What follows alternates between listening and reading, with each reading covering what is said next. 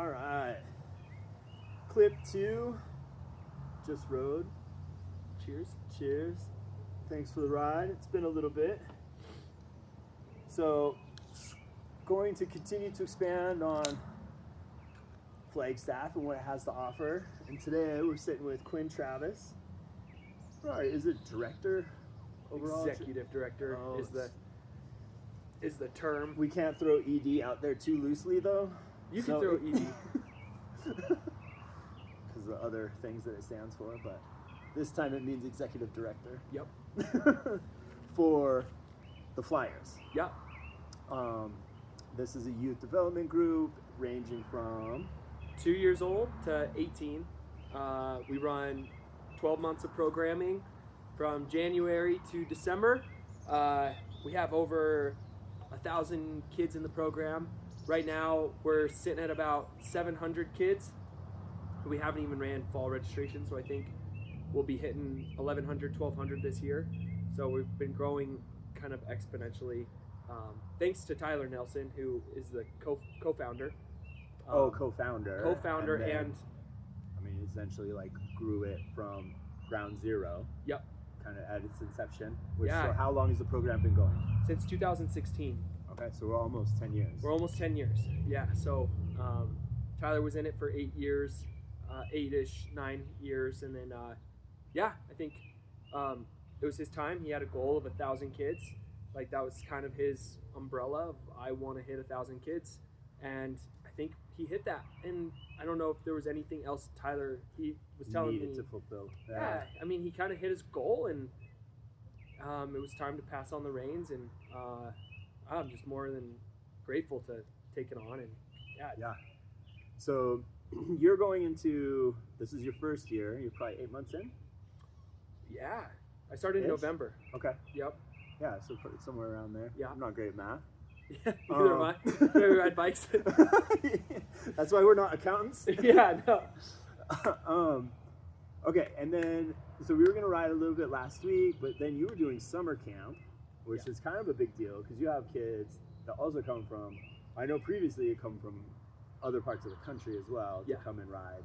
So tell us a little bit about that. Yeah, Is this one time a year? Yeah, well, we run it every summer. We have an 8-week program, basically starting at the end of May, all the way through around the end of July. And we offer plethora, so many different programs for kiddos. We have rotating locations for 6 years old and under. So like push bike, first and second graders, and I think that's 6 and under. Yeah, we basically have rotating locations where we send you a schedule. You meet at like Fort Tuthill on Monday, drop your kid off for an hour. We have coaches there. Then the next group comes at Fort Tuthill. We have the same coaches. Just rotating them through. Yep, rotating through. And then Tuesday is going to be a different location. What's really cool about that is we are teaching the community and these kids what Flagstaff has to offer if they are coming from down in the valley or California. It's a really cool way for the parents to get to know the area and then also the kids, right? So meet at this trailhead. We have a pin. Like you're like, whoa, I didn't know this existed. Like Campbell Mesa? Like what's that, right? So then we also have half day camps for your kiddo ranging from 8 to 10 years old, 10 to 13, so 9 to 12, and we take them. We do skills. We take them on trail rides. And we do workshops. So like, what is bike packing? What is tire pressure? What is, we kind of do mathematical equations on chain clearance of like the first gear to the last gear. Like what's a pedal stroke? How far does it go? And so we're kind of teaching them about gearing. Then we have full day camps, right? So we have 9 a.m. to 3 p.m. So if you got to go to work, you just drop your kid off and your kid isn't sitting in a classroom or at home watching TV. Exactly. They are summer break, so it gives them something fun to do. Yeah, they're outside. Explore with their friends and Yeah, and it's like one of the coolest experiences to see as a dad and as a coach, right? I get to see these kids from day one, don't really want to be there. My mom and dad are making me do bike camp. And then by day 3, day 4, they've met amazing friends. They love riding their bike. They come back the next week Yeah. And you're just seeing this amazing love for the outdoors for these kids. This evolution too of the kid becoming more independent, Yeah. probably. And I know I've participated in the past. It's been a couple of years with those full day ones. So it goes all the way up until like to racer age level, 16 Yep. to 18 Yeah. as well. And then you get into more fundamentals of, and I mean, it seems like there's something for every kid. Yeah, and that's our goal, right? Is we want the kid who's never ridden a bike and the kid who races bikes. Like we want to offer programs for each and every one of them. But I think next summer we will offer more training camps for the kiddos who are more invested in fitness and cycling more.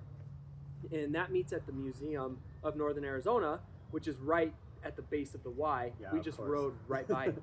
And so what we do with the training camp is we have coaches who race. This season we've had 4 professional riders who ride for NAU, and they race pro UCI circuit.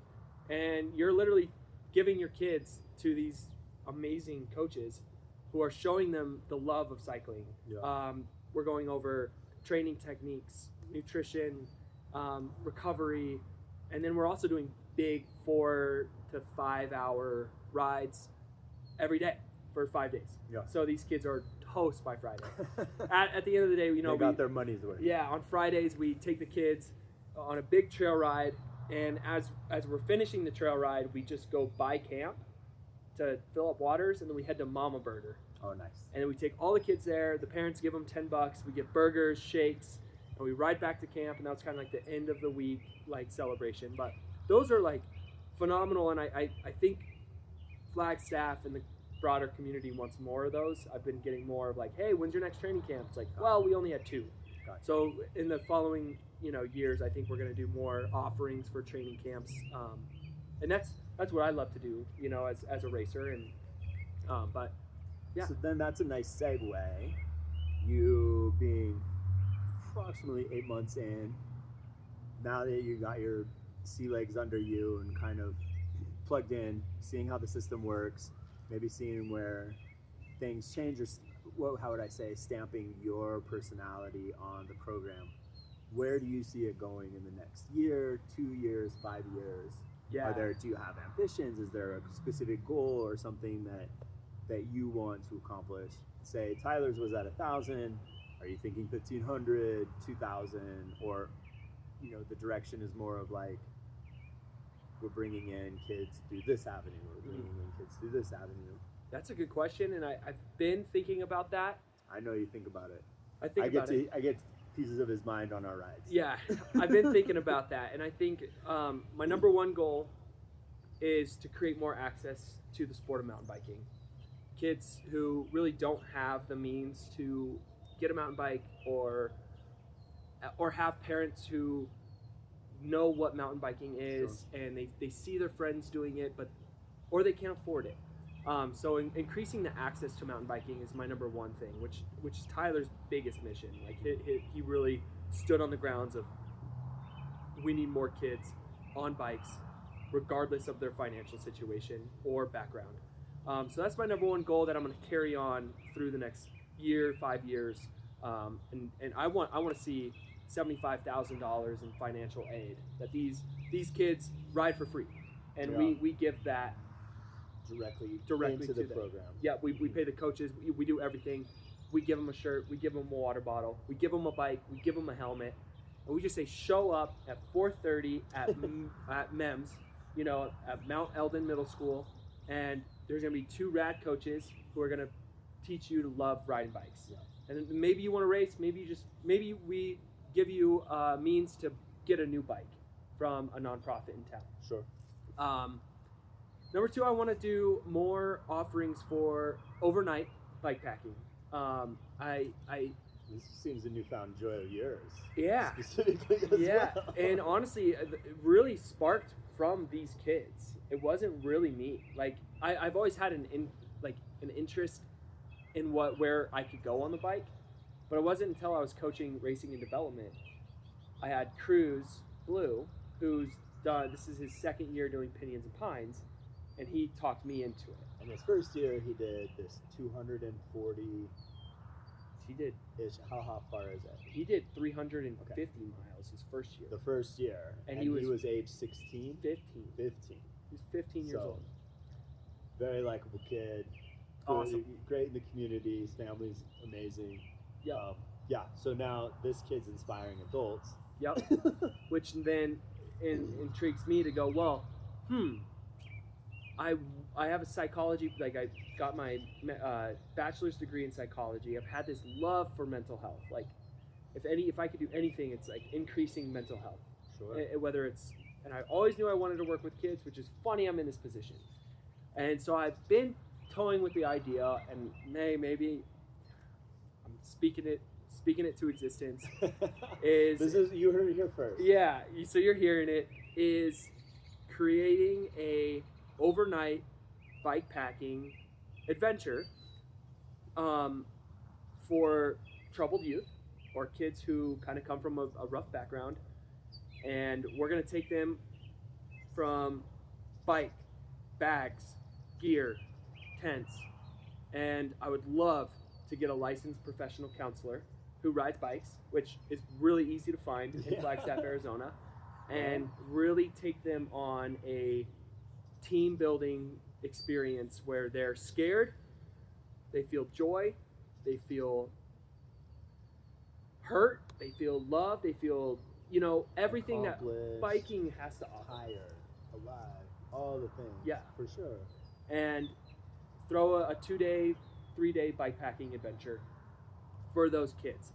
I definitely see that next summer, maybe 2 summers from now. I can guarantee it. I mean, some of those things take time to build, but that's why I asked. The 1 year, 2 year, 5 year type of plan. I think that's where I would love to see some more programming, is in the field of troubled youth who, like, we don't even need a counselor. Yeah. You literally take any kid, any background, and throw them on a bike and say, we're going to ride 50 miles today. We're going to camp here. It's going to take 10 hours. Yeah. We're going to do a 10-hour ride. We're going to camp here. And then we're going to wake up. We're going to have this awesome team building experience at camp. We're going to wake up and we're going to ride back. Right? Like, anyone is going to grow from that experience. Sure. And obviously there's got to be a lot of planning, and right, like, we got to train these kids. Like, they got to make sure they can ride 50 miles. 50 miles might be the arbitrary number. Yeah. Just in getting it started, but exactly. Yeah, I mean, it's something obviously challenging. Yeah, and we got to create safety measures, and all the coaches have to have a woofer or a first aid. So there's got to be a lot of liability and structure to it. But I do think Flyers could head to that direction in the next 3 years. And what's really cool is we've also partnered with NAU this year. Oh, good. Which I don't even think you. I'm not aware of this. Not aware of it. But one of our board members, Katie Momartz, she's a professor at NAU, and she did it's called a CAB, it's a Community Advisory Board.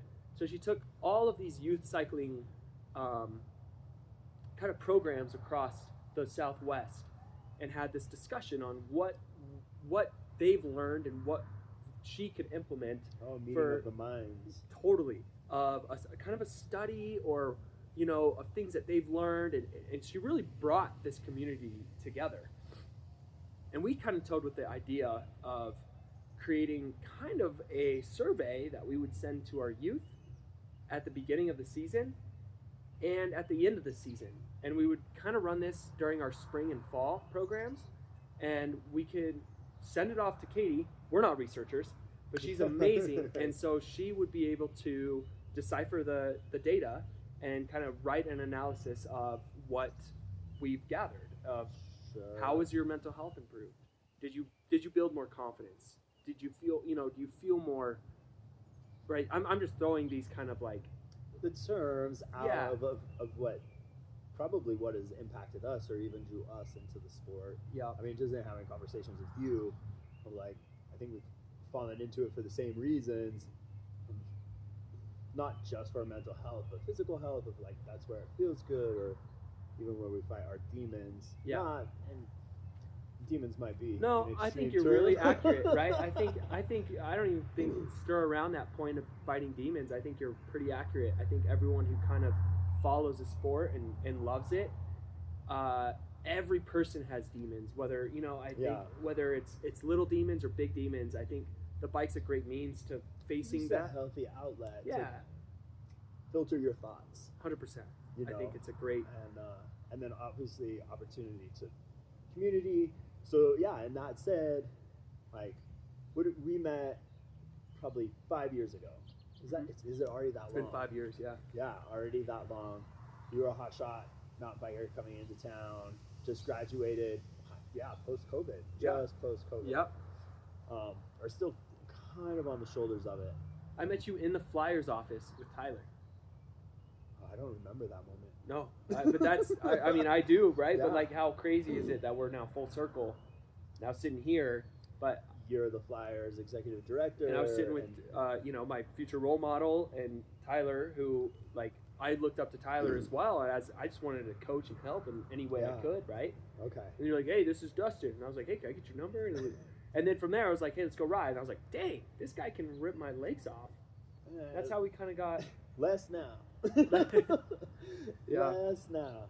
But yeah. So again, and just in building that community and the legacy of the Flyers continues on. How I've met you and that being, again, the bike being the connective factor. Because I didn't never played hockey, and I know that was your background.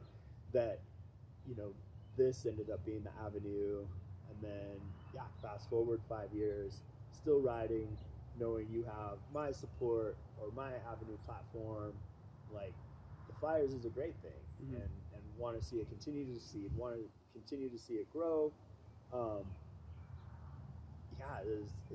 It's kind of fun to be a part of what's happening up here in Flagstaff. I mean, the trails are incredible, and all of those, the gravel roads and the cyclists, there's talented ones and some that are way more recreational about it, but the idea that this is the connective tissue for so many people, probably in northern Arizona. Yeah. In general, and where that reach goes, and obviously now the connection to NAU, talking to everybody in the Southwest, and creating the science aspect of it. Yeah, it's a neat thing, and that's what I want to keep capitalizing on. Of like, there are so many of these people and participants of this community doing bigger things, but this is the connective tissue. These fun two-wheeled means of transportation. Yeah. That, and then also just the outdoors that Flagstaff has to offer. Yeah. I think the single track, the web, is what connects us all. Yeah. Whether you're talking about the trail runner or the cyclist or it's like, or the backcountry skier, it's like we can all sit down and have a beer, and they can tell me about their rad skin up the side of like Humphreys, and they totally relate to my really crazy climb up Eldon. Right. It's like, we can really sit down and kind of talk and connect, because at the end of the day, I think what's the web of single track in this outdoor community in Flagstaff, it is the means to a healthier life, trying to find that healthier balance of mental health. That's why we're all living here. Exactly. And that's why we pay the top dollar to live here, right? It's like rent's expensive, houses are expensive, but it's poverty with a view, and it's like, let's keep it that way. Well, let's not keep it that way. Let's hopefully go backward. Let's try to afford here. Thus far, it's working. Yeah. I mean, again, you found an incredible position, incredible job, maybe manifested that, although it took maybe longer than what you wanted, but it's working, and similar, being able, for me to be able to stay here, ride, put on the events that I put on, but again, grateful for what you do, what you're doing for the kids. I'm just happy to get out and rip some trail with you. Yeah, absolutely. And always. also, like, kudos, like, without Bear Howard, and then Ninth Planet, I really want to see that again. That's a staple, one of the best mountain bike races I've done in a long time here in Flagstaff. And then the crit, I mean, to do that on top of being a dad of 3 4, 5, a family of 5, you have a full-time job and you're sacrificing your time to do this for the community. It's huge, and we appreciate you. I appreciate you. So Yeah, we'll see where this all goes, but again, either way, the bikes will still always be the binding factor. So, yeah, 100%. thanks for the ride tonight. Thanks Yeah, for your time. Absolutely. Stoked about the Flyrs and the continued evolution. I would love to see where it goes in the next 5 years, Yeah. and where I can still find a place in there every now and again. But Cheers. here's to some more rides. Absolutely. Forever, hopefully.